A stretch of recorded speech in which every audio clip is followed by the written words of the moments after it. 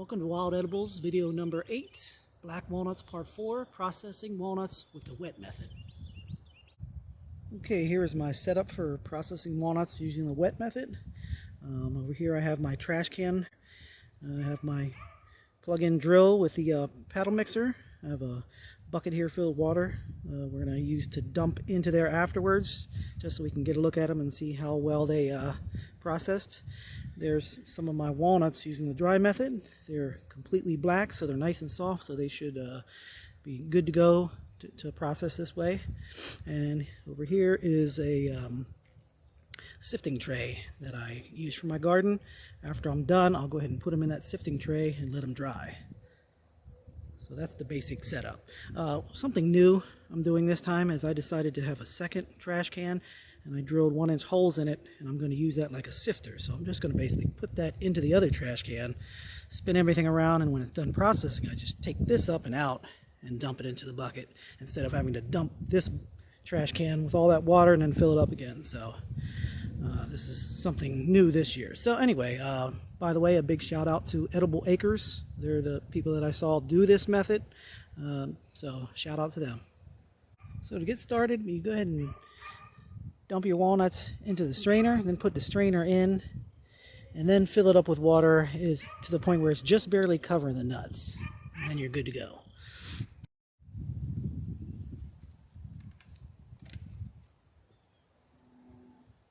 So get your paddle mixer and have some fun.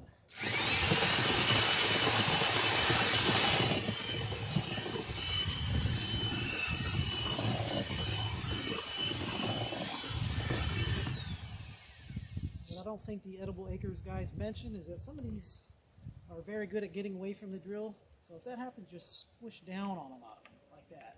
Squishing down will get those last stubborn walnuts.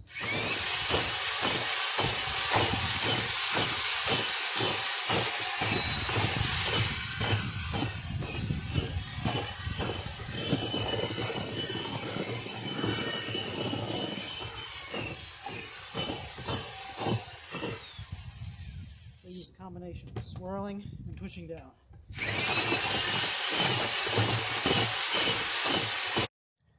Okay, so I did this batch for about 5 minutes, as you can see. Hopefully you can see that. Most of them are pretty well separated. You can see the nuts inside. Let me, since I got my gloves on now, let me grab a piece. Hopefully you can see that. Nice and clean of all the outside husk. I'm good to go.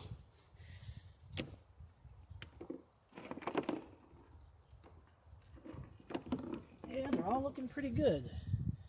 So I think I'm just going to do it for like one more half minute or so, and then I'm going to dump them into the water and clean them off a little bit in the bucket here, and then they'll be ready for the drying rack. Okay, once you've taken them out of the strainer, you can dump them into the bucket of clear water, and if you want to, you can give it another quick round with the drill just to break up any of that juglone that might still be on the shells. And as you can see right here, I have a couple that floated to the top. So this is most likely bad. So I'm going to set those aside. And luckily, out of an entire 5-gallon bucket, I only had 2 bad ones to float to the top. Throughout the years of doing this a lot, I've known to not get the small ones, just try to get the big ones, the ones that aren't misshapen, and you'll have less of these bad ones. They're probably bad ones. I'll crack them up later and see if I can at least feed them to the chickens. But in any event, after that, I'm just going to dump them out onto the drying rack. Okay, let's dump these out into this rack here.